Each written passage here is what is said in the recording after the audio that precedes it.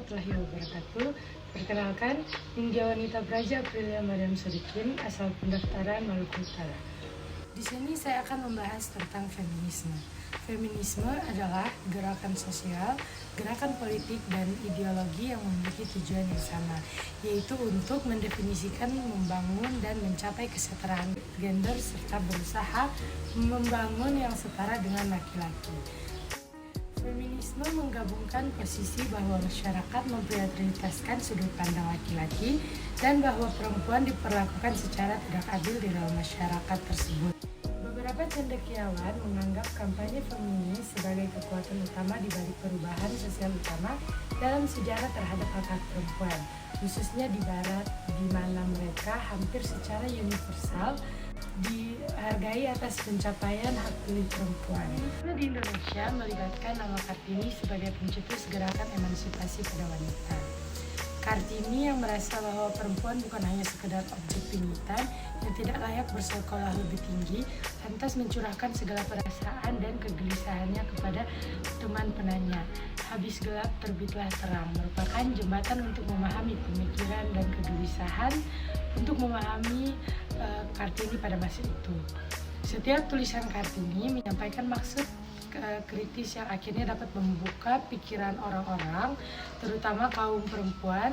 Feminisme di Indonesia bukan saja persoal pahaman yang terlalu menjunjung tinggi kesetaraan gender.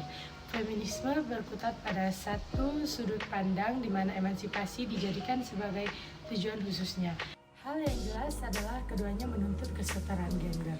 Anti-feminisme yang sedang hangat terdengar saat ini dirasa sebagai kurang pahamnya mereka dalam memaknai feminisme. Perwakilan dari Frenjong mengutarakan adanya indikasi ketidakpahaman tersebut, sehingga perlu diskusi lebih lanjut untuk menemukan titik dari kedua sudut pandang tersebut. Perempuan bukanlah penghalang untuk kemajuan suatu bangsa. Perempuan bukan hanya sekadar pendukung. Perempuan hadir tidak hanya sebagai pelengkap laki-laki. Perempuan berhak hidup, berhak menghidupi, dan berhak menghidupi hidupnya sendiri atau hidup orang lain di sekitarnya. Feminisme di Indonesia hadir sebagai pengajar kesetaraan. Islam adalah agama yang mayoritas dianut oleh rakyat negara ini. Bukan persoalan mudah ketika Islam dijadikan sebagai alasan utama persoalan anti-feminisme di negara ini. Sebab kaum anti-feminisme memandang bahasa feminisme hanya terpengaruh oleh Barat dan tidak sejalur dengan nilai-nilai Islam. Mereka para pegiat feminisme mungkin bahwa sebagai negara mayoritas Islam itu tidak patut meniru kebiasaan Barat dan kampanye di Instagram.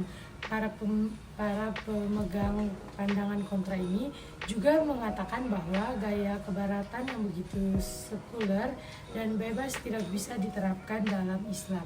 Padahal pandangan mereka tidak semuanya benar. Feminisme tidak dapat dipertentangkan begitu saja karena memiliki jalan dan sudut pandang tersendiri.